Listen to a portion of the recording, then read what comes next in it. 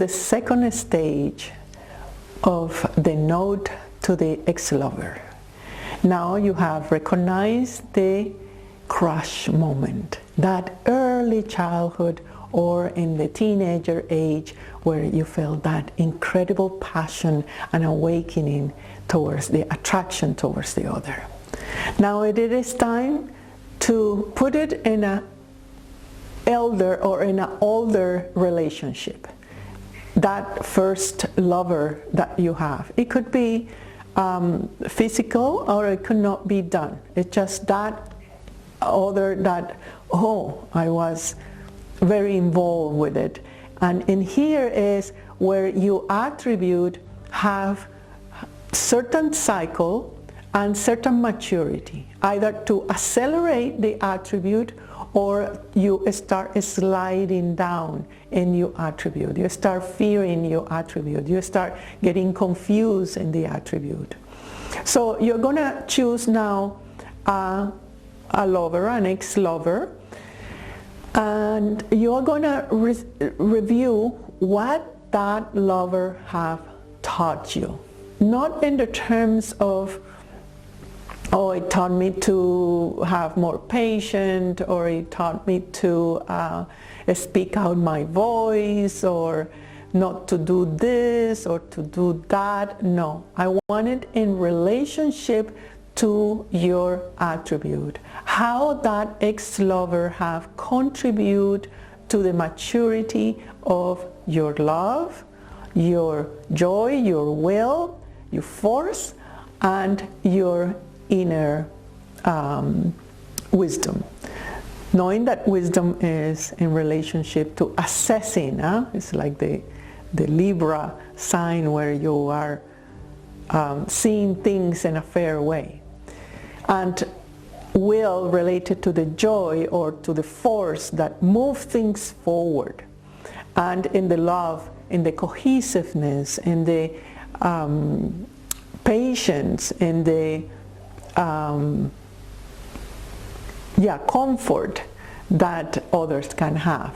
So any of those three attributes have been stimulated by an ex-lover, and you want to mature and see that attribute and that encounter that still have at the level of the heart stimulate your attribute.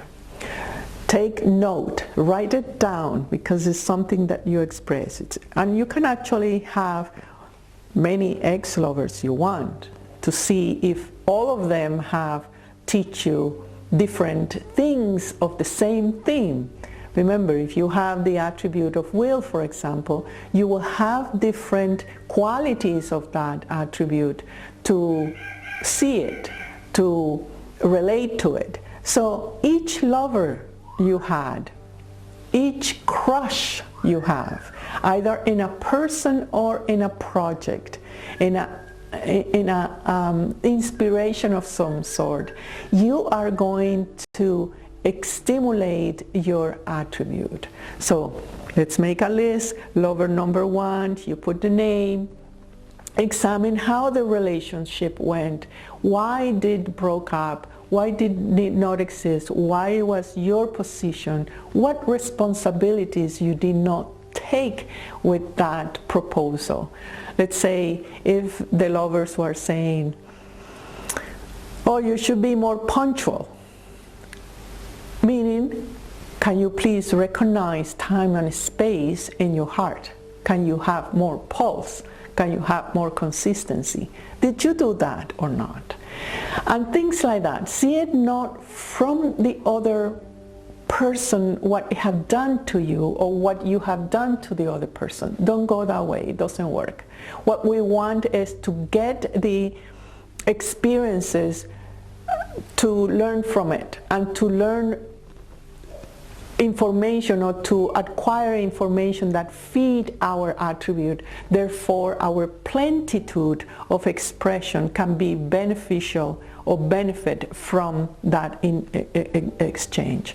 So make a list and you say, okay, lover number one, ex-lover number one, it taught me boundaries, and the other one taught me patience, or it taught me more to speak up, so things like that. Mostly will be around things, as I say, related to the attribute.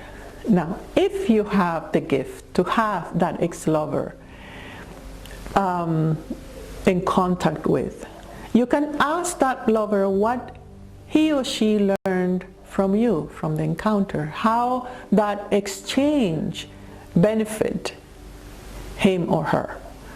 How was that exchange?